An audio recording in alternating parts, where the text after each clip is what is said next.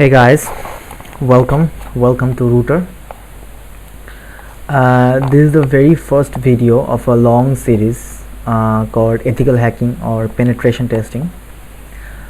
So since this is an introduction video, I'll keep things brief and straightforward, and from later on we will dive into the tools and we will have a comprehensive understanding of how to use those tools and what they do.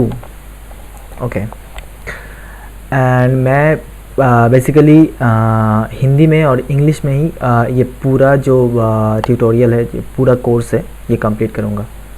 So thank you for being here, and if you like my course, if you think this course actually impacts, then please do subscribe and share. Okay so पहले देखते हैं कि एक successful attack करने के लिए क्या क्या स्टेप्स की ज़रूरत होता है. पहले करना पड़ता है रिकॉन और रिकॉनेसेंस. इसका मतलब होता है इंफॉर्मेशन गैदरिंग. मतलब आप अपना टारगेट के बारे में जितना हो सके उतना इंफॉर्मेशन गैदर करो कि कौन सा पोर्ट्स ओपन है, कौन सा सर्विसेज चल रहा है, कौन सा वर्जन है. ठीक है. उसके बाद आता है प्लानिंग. मतलब आप अभी इंफॉर्मेशन गैदर करने के बाद में आप देख लिए हो कि कौन सा वाला पोर्ट ओपन है, कौन कौन सर्विसेज चल रहा है. ठीक है. और उसी हिसाब से आप प्लान करो कि कहाँ पे आप अटैक करोगे, कैसे अटैक करोगे. ठीक है. फुटप्रिंटिंग मतलब एनालिसिस होता है मेनली कि जो वल्नरेबल पोर्ट ओपन है, जो सॉफ्टवेयर ओपन है, जो सॉफ्टवेयर चल रहा है उसके अंदर में अब उसको एनालिसिस करते हो. और फिर आता है एक्सप्लॉइटिंग. एक्सप्लॉइटिंग मतलब बेसिकली होता है अटैकिंग. मतलब जब आप अटैक करना चालू करते हो. ठीक है. और उसके बाद आता है मेंटेनिंग एक्सेस. मेंटेनिंग एक्सेस मतलब होता है कि एक बार अटैक करना हो जाए उसके बाद आप उस कंप्यूटर में बैठे रहो. ठीक है. एक्सेस मेंटेन करते रहो. ठीक है.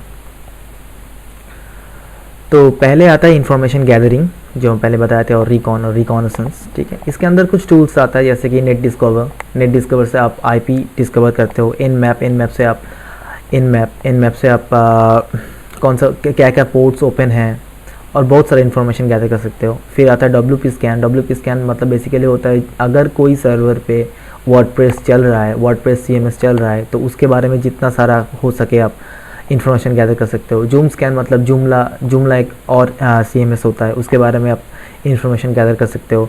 नेट स्टैट, बब स्वीट, ये ऑल सब सारा जितना सारा मतलब टूल्स है सबके बारे में मैं एक वीडियो बनाऊंगा कि कैसे उनको यूज़ किया जाता है. उसके बाद में आता है एनालिसिस और प्लानिंग. ठीक है. तो ये पहला पार्ट जो है मेनली यूज़ योर ब्रेन. इसका मतलब होता है कि आपको अपना दिमाग इस टाइम पे सबसे ज़्यादा यूज़ करना होगा कि आपको देखना होगा कौन सा सर्विस जो है वो वल्नरेबल है, आप उसको अटैक कर सकते हो. ठीक है. उसके बाद में जितना सारा एनालिसिस टूल्स होता है, बहुत सारा टूल्स, उसको यूज़ करना है. ठीक है.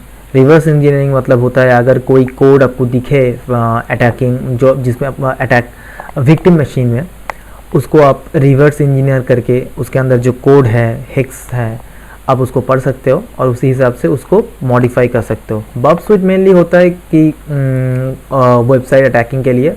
और बब स्वीट के ऊपर एक पूरा वीडियो बहुत कम पड़ जाएगा. बब स्वीट बहुत बड़ा टूल है, उसके बारे में भी बताया जाएगा. फिर आता है सर्चप्लॉइट. मेनली सर्चप्लॉइट होता है कि जितना सारा एक्सप्लॉइट आपके कंप्यूटर में, आपका काली मशीन में ऑफलाइन अवेलेबल है, उसको आप सर्च कर सकते हो. गूगलिंग करने के लिए कि कैसे इसको किया जाए, कैसे इसको एक्सप्लॉइट किया जाए.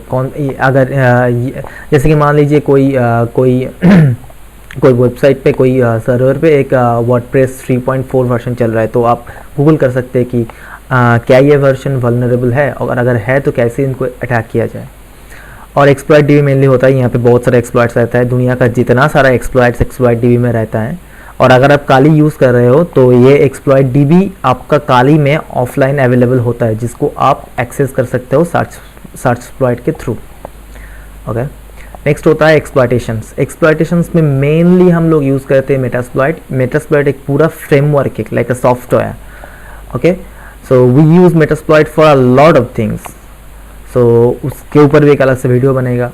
और MSF Venom मेनली होता है पेलोड क्रिएट करने के लिए, ठीक है। फिर होता है एक्सप्लॉइटेशन, और एक तरह का होता है रिवर्स शेल। रिवर्स शेल के अंदर PHP रिवर्स शेल होता है, पाइथन होता है, नेटकैट और बैश होता है। तो इन सब का बताया जाएगा इसका रेलेवेंट वीडियो में।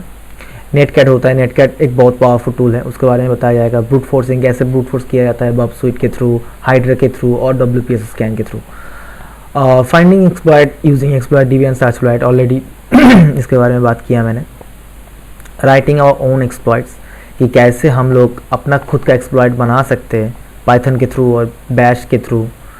वेरियस इंजेक्शंस, ये मेनली इंजेक्शंस जो है ये मेनली उसको क्या बोला जाता है, बग बाउंटी हंटिंग के लिए काम में आता है। जैसे HTML टाइप ऑफ अटैक्स होता है इंजेक्शंस, जैसे कि HTML इंजेक्शन हो गया, SQL इंजेक्शन हो गया।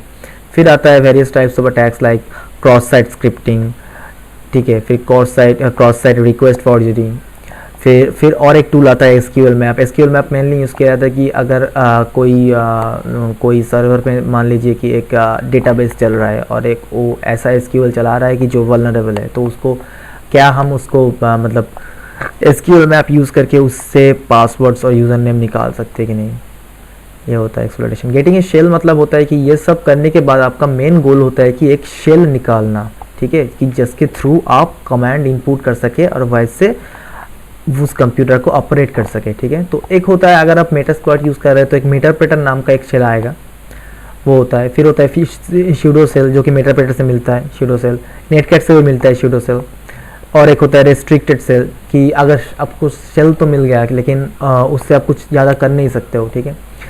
फिर रेस्ट्रिक्टेड सेल से हम लोगों को एक्चुअल सेल लाना पड़ता है पाइथन और अदर मेथड्स यूज़ करके, और भी बहुत सारा मेथड्स होता है तो एक शेल निकालने के लिए। शेल बेसिकली अगर आप लोग लिनक्स से उतना फैमिलियर नहीं हो तो शेल बेसिकली होता है जैसे विंडोज़ में कमांड प्रॉम्प्ट होता है, अभी तो पावर शेल आ गया।